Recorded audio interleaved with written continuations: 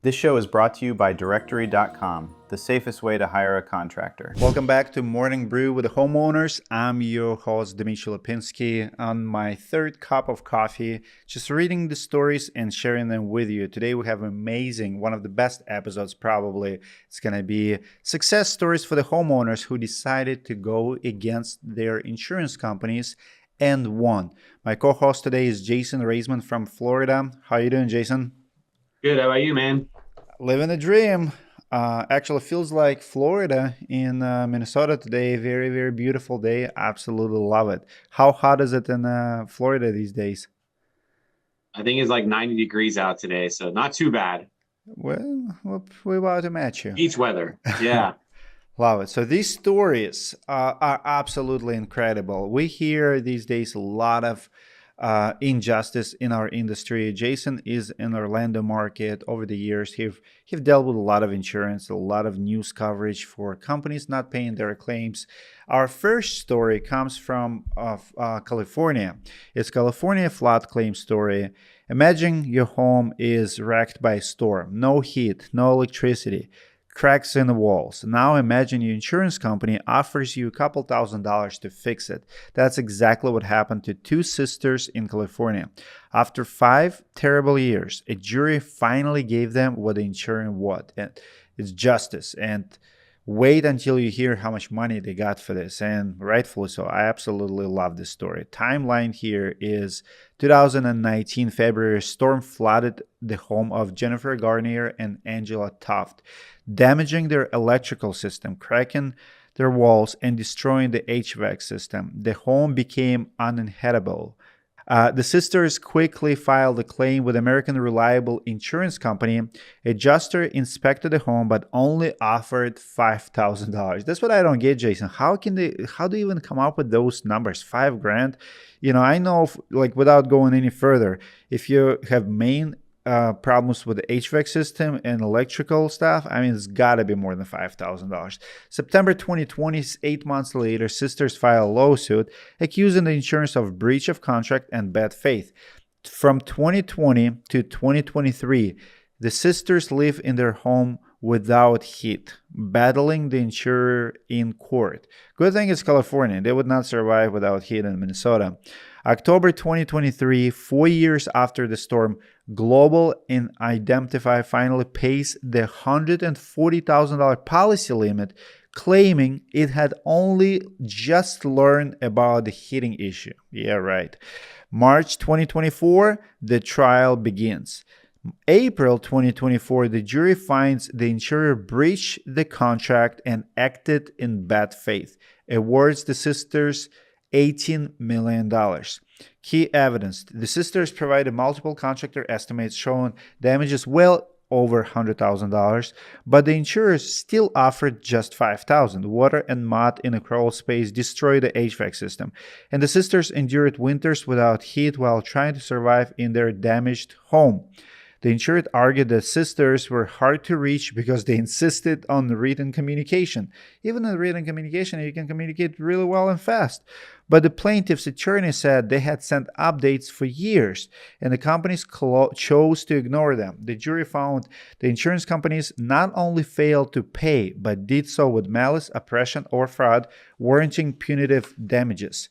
Jury awards breakdown: $1.5 million for unpaid storm damage losses. Granted, they only gave them $140,000. $6 million for emotional distress, including living conditions.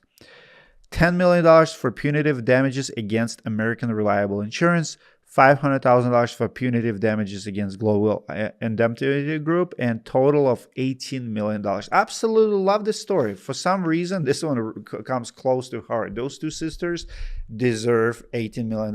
Do you agree, Jason? Yeah, I'd like to know how they split it up, like how that worked out, if they needed a lawyer to do that. But a lot of times it comes down to the right lawyer, the one that's willing to fight. 100%.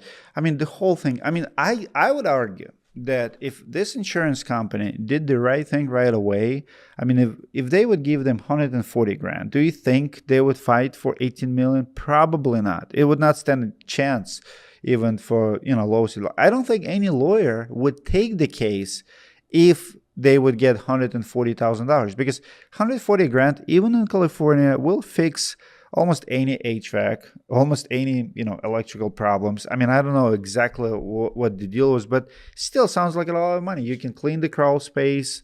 It's decent budget for the repairs.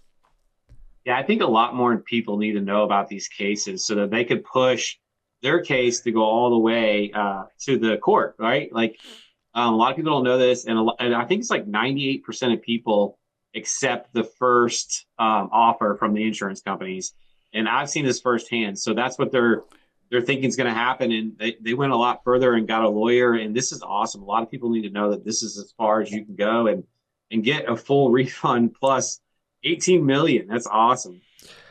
A few weeks ago, we actually covered how to deal with insurance claims, your rights, knowing your rights. You're exactly right, Jason.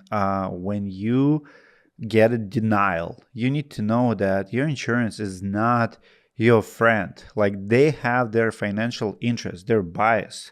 It's kind of not in your favor. And if insurance companies say, oh, your contractor estimate is too high, of course, that's what they're going to say. They need to save money. They're not in construction business. They don't get to tell you how much it costs. The best thing they can do is get few estimates or get a contractor and then, get ready to write. But you are right about that one thing, that when they give you the money, a lot of people do trust insurance company and they simply agree to accept it. Do you think it's because they've been brainwashed by TV commercials over the years? I think it's because they don't know about cases like this. This is why I think it's interesting that you brought this up. And honestly, the insurance complaining about the consumer doing written communication, like that's the best thing they could have done in this case. And actually, it's probably what helped the case. 100%. And why would insurance not want to communicate in writing? I mean, Exactly. what's the reason? Like, I absolutely love it. Actually, on our YouTube channel, you can find quite a few clips from me confronting insurance adjusters on the roofs and from others as well. I absolutely hate the game that insurance companies are playing. You cannot record me. Really? Why I cannot record you? You're doing your job. You're doing that roof inspection. I'm just documenting it. So I'm documenting the damage. Like I remember we were documenting insurance adjuster trying to prove to us that the roof was repairable. And as we're filming him, he is making more damage, just proving that you can't remove the shingles were so dry. So he got his knife and, cuts the shingles out and literally just rips the shingle apart. And his boss behind him is like, oh, Clay, why did you do that? Just add that. And Clay jokes like, oh, we'll just add it to the claim. No, you won't, because they already denied the roof. They wanted to do the repairs, but we're like, there's 18 shingles and we can't repair them. Show us how to do it. So they show us how to repair it and damaging more shingles. You just proven our point that this roof cannot be repaired. So they're afraid of that communication. They're afraid of you filming them. So it's very smart to request everything being in writing. You know what's interesting? I think this is a good video for lawyers and attorneys that actually do these type of claims. They can see you can get this much. Like, I don't even think some of them realize that you can take it this far and recoup $18 million. So it's good for attorneys and lawyers to see that this actually won and they were awarded this. Well, I think it's a perfect recipe here because you have multiple years without a hit, right? And if you documented all the communication, because, those two poor sisters, people don't realize if you live paycheck to paycheck, you don't have 20, 30 grand laying around to HVAC system repair is very expensive. And if you get flooded, when I bought my first house in 2007, my HVAC went out within 6 months. I have to put it on Discover card. I did not have $4,000 to fix it. I needed $4,000. I did not have it. People don't realize how expensive the things are. And I mean, California is good state, like it's warm, but it's still winters are still cold there. Yeah, you know what's expensive? $18 million. That's a lot of money for the insurance company. They should have just did the right thing from the beginning, as they promised the customer, as they usually do. They should have done the right thing from the beginning. And I love it that they finally paid $140,000 4 years later, claiming they just learned about the heating issues, but it was a little too late. When you took 4 years to acknowledge that the heater is broken and now you're offering finally 140 grand, you deserve to get penalized for it. Well, what a story. When we come back after the break, we will share another story about 15-year insurance nightmare. Don't go anywhere.